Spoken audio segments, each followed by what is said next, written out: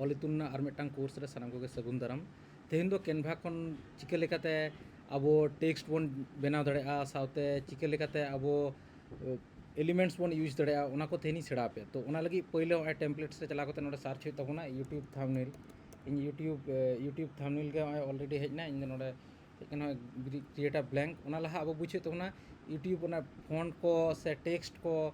और हेकना एलिमेंट्स ओना को चेक कना तो ओय नेल दाड़े कना पे ओय लाइव अल्टीमेट गेमिंग चैलेंज होगा जो ऑल मेना नोआ को तो हुई कना टेक्स्ट माने ऑल ते नोआ को तो हुई कना टेक्स्ट को लिया टेक्स्ट और फॉन्ट नोआ ना जहाँ स्टाइल ते ओना तो फॉन्ट को लिया नोआ गे जतो किछि सेड़ा पे नोआ चिके कते हिजुक कना इन ते होय जे होय मिटांग कुड़ी गिद्रा से कोड़ा गिद्रा कना ठीक बन बुझ दड़ा कना ओना जे मेना नोआ तो एलिमेंट कना मिटांग एलिमेंट नोआ तो ग्राफिक ना भाषा ते से ग्राफिक ना लैंग्वेज ते नोआ तो नोआ को लिया को तो नोआ को चिका कते हिजुक कना बांग हिजुक कना इन जतो आपिन सेड़ा पे कार पे नामा बांग पे नामा तो ओना लगी मिटांग ब्लैंक नोका बन हेज कना तो अब पहले बन सेड़ा जे का टेक्स्ट हिजुक कना टेक्स्ट माने चिके तबन ऑला तो लेफ्ट साइड रे नेल दाड़ा कना टेक्स्ट ऑल लेखान गे होय नेल पे इन द हेडिंग हेज आ냐 आपे तो ऑल रखा पे एड आ हेडिंग मोबाइल खन जुदी पे करा पहले इन द दिन खना ये यूज दा ओना खातिर इन द हेडिंग होय हेडिंग हेज ना हेडिंग हेज कते होय जे मारांग किदा गोहड़ मारांग किदिन गोहड़ कते आपे मारांग दाड़ा और बांखान चितान रे होय जे नंबर नेल कना तो फॉन्ट साइज कना फॉन्ट साइज हो नोका कते ना प्लस रे नोका क्लिक कते पे मारांग दाड़ा और बांखान दो कोन रे नोका सा कते पे गोहड़ लेखान मोबाइल खना इजिली पे करा दाड़ा नो दो होय कना फॉन्ट कना अदो नोडे अब सिलेक्ट कते इन ऑल दा ऑल इतुन कोर्स इन ऑल केदा ऑल इतुन कोर्स नो दो होय कना टेक्स्ट कना नो दो अजन ऑल केदा नो दो टेक्स्ट कना अदो नो टेक्स्ट ना आरो अडी किछु मेना अजा तला रे गैप मेना ओना गैप स्पेसिंग ओना जे स्पेस कना ओना दो स्पेस कटे जदिन रिड्यूस जदिन कमा चेतान रे नेल दापे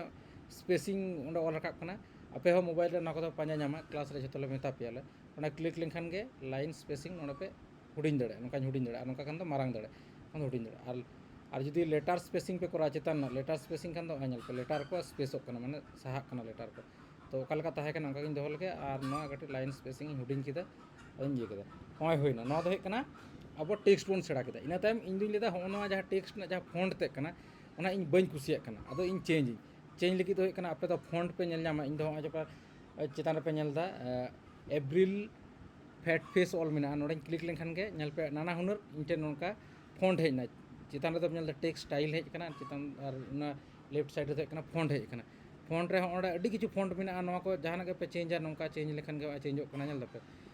अडी नोका हजार नोका फॉन्ट मेना जहाना के पे आपे करा नेल पे कैपिटल स्मॉल जहाना के पे करा दड़े तो आलिया दो इन बार बार इन लिया आलिया दो जहाँ कान तले जहाँ फॉन्ट कान तले ओना दो आले दो कना नो इम्पैक्ट के नो अडी बार पे नेल कता नो दो आले दो माने नोआ फॉन्ट गे आले दो पहिले खना ले यूज गुई तो नोआ पे नेल लेखान गे आपे जतो पे बुझ दड़ा नो दो ऑल इतुन रना खान तो होय बोन सेड़ा केदा फॉन्ट चेंज तो जहाँ आरो जुदी नो बापे कुसिया नो आरो नोडे चला कते फॉन्ट रे चला कते आरो पे चेंज दड़े पे जहाँ पे कुसिया उनका हिसाब ते नोडे पे चेंज दड़े तो आले दो ओना दो बांग कान तले आले दो ओना इम्पैक्ट कान तले नोआ गेले दोहयाले तो नोआ दो होय कना अब नोडे फॉन्ट बोन सिलेक्ट किदा नोआ बोन सेड़ा किदा